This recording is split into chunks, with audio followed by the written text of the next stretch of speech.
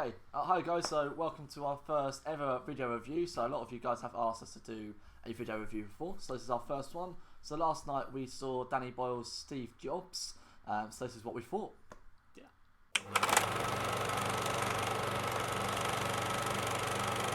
Steve Jobs tells the story of the highly secretive CEO and goes through three major points within his professional career. It's the release of the Macintosh, the release of the Next, and the release of the iMac. So we essentially see him through, well, the story is more of his personal life on the backdrop of his professional life. So our sets are his professional conferences, but the stories themselves surround his relationships with his assistant, his daughter, his best friends, and it really just takes us on a journey of his life. Okay, so on to direction. Danny Boyle has directed Steve Jobs and he's done a fantastic job. Much like Steve Jobs himself, he's adapted really well throughout the years and hasn't actually stuck to one particular style. So if you look at his previous work, including 28 Days Later and Slumdog Millionaire, and compare it to Steve Jobs, they are all completely different. So something with 28 Days Later, it was all used on handheld, so it's all very close and shaky. Now with Steve Jobs, it's all very characterised, so it's all very central to the story, that he stays very close with these characters, that makes you feel that you're in the loop with these, especially with Fassbender when he does go on his massive kind of speeches and he gets very passionate as his character Steve Jobs. Now, Danny Boyle is one of our most precious kind of directors in England, and he has done an absolutely superb job, and it is a directing masterclass, really, of what he's done with Steve Jobs, and taking a story which could essentially be not very interesting at all, and making it seem very enthralling, and basically ends up with the characters oozing charisma on screen, and it plays out really well. So, the mastermind behind The Social Network and the massively successful TV series The West Wing, Aaron Sorkin, is basically the screenwriter of the film. He's absolutely amazing at it. He manages to take Steve Jobs and he puts it into another dimension. I mean, when you consider, like I just said, like in terms of what he did with The Social Network and Mark Zuckerberg, he's essentially done the same thing to Steve Jobs. He doesn't show them in a light that paints them as a hero. You see them as both a good guy and a bad guy. It's not exactly, I wouldn't necessarily, it's not full of the highs and lows that, you know, it's not explosive. All of a sudden there's this massive bit of drama that's going on.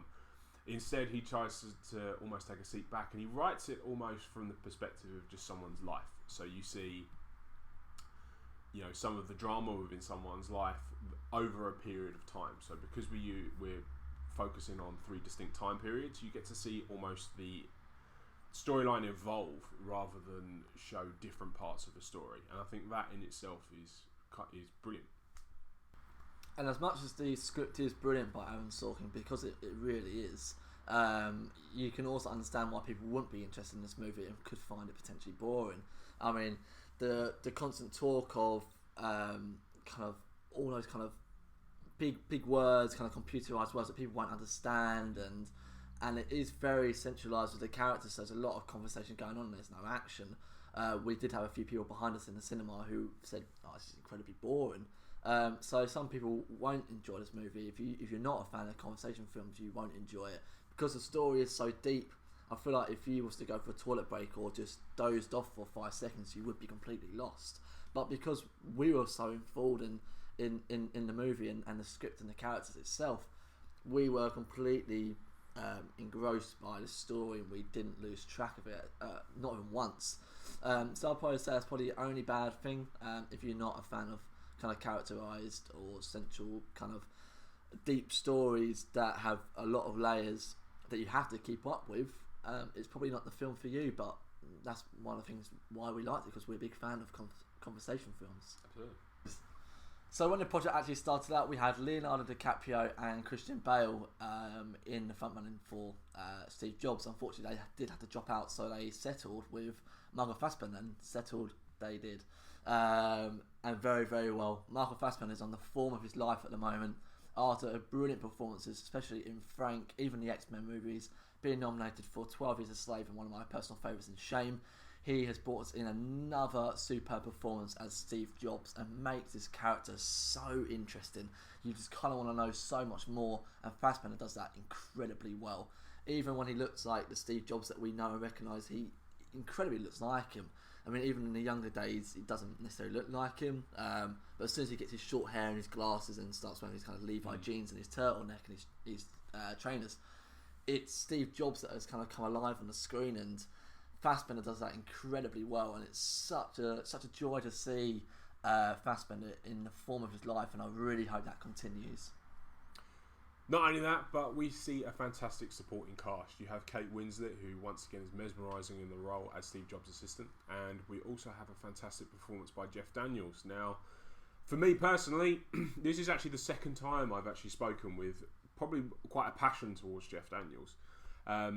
He has been appearing in everything recently, but when you consider his performance in stuff like The Martian, we're seeing a different side almost as the actor starts to get a little bit older, and it's just fantastic to see it.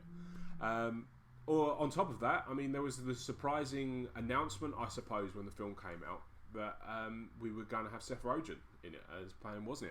And I mean, I'm not Seth Rogen's biggest fan in terms of where he's taken his career, but I do think that he provides, I suppose, the innocent character in the film. Like, every single time he's on the film, every scene that he's in, he provides something. I don't know. He's kind of the light character. He's a good balance, isn't he? He's a good balance. He kind of brings that comedy element to the film, but not a lot of it. I mean, that's a good thing about it, that he is mostly very, very serious in this movie.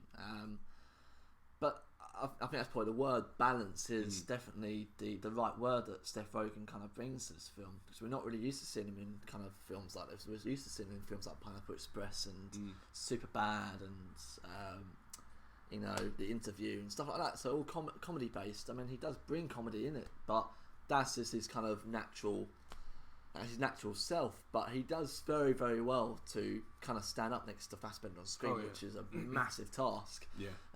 So I was very surprised how well Seth Rogen does in the film. It's an amazing balance when you actually consider everything that's going on within the film itself. I think that by the time you look at, I suppose, the main four in, Kate Winslet, Seth Rogen, Jeff Daniels, Steve Jobs, Fassbender.